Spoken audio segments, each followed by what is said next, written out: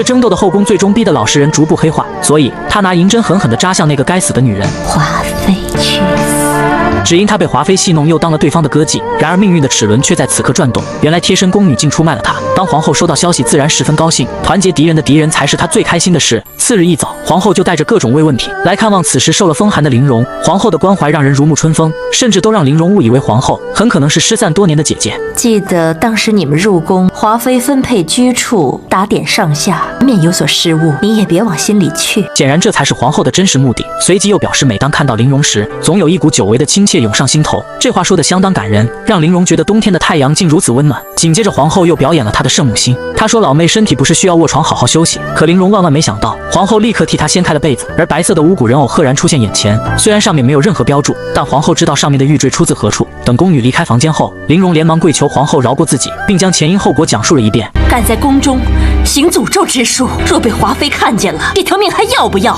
其实皇后的言外之意是告诉玲珑，华妃心如蛇蝎，不如自己心地善良，同时指出巫蛊之术简直荒谬至极。大家都是本科毕业，你又何必听信鬼神之论？何况新时代的青年应该积极面对人生，而不是停留在封建时代停滞不前。看似皇后劝她走正道，实则都是反话。与其拿着人偶出气，不如对华妃采取致命行动。随即皇后又像个姐姐一样安慰着她，这傻孩子，拿去烧了，公只当没看见。臣妾感激娘娘眷顾。今天的事好在有人告诉本宫，要不然本宫也不知道。臣妾斗胆问娘娘一句，是谁？自然是与你亲爱的姐妹啊。本宫已经跟她嘱咐好了，这件事情到本宫这里就到此为止了。是婉姐姐吗？你就别再问了。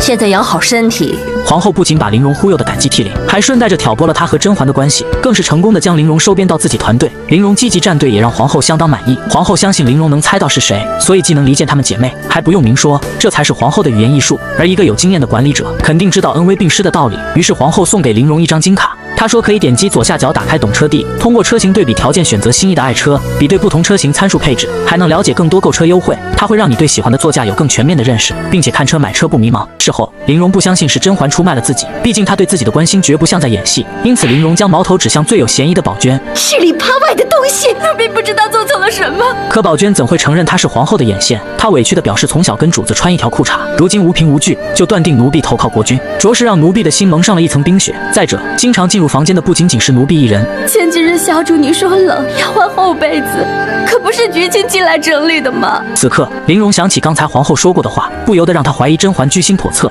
因为玲珑刚进宫时，甄嬛看她身边只有宝娟一人，所以才把菊青送到玲珑的身边伺候。看到自己误会宝娟，还动手打了她，顿时一股疼惜之心让玲珑深深自责，连忙对宝娟解释，生怕她背叛了自己。你怀疑菊青，她原本就是姐姐身边的人，我原以为姐姐是为了我好，没想到只要在我眼皮底下插个钉子。至此，玲珑对甄嬛的姐妹之情荡然无存。以后，她不但成了甄嬛最大的竞争者，还三番四次地对甄嬛痛下杀手，就连眉庄都没逃过玲珑的迫害。未来她们姐妹三人彻底决裂，这无疑是皇后最想看到的结果。而另一边的家宴之上，各嫔妃互相抨击的好戏又拉开了帷幕。婉贵人提倡节俭，可是听闻贵人有一双蜀锦绣成的玉鞋，奢华无比，不知道姐姐我是否有幸可以一观呢？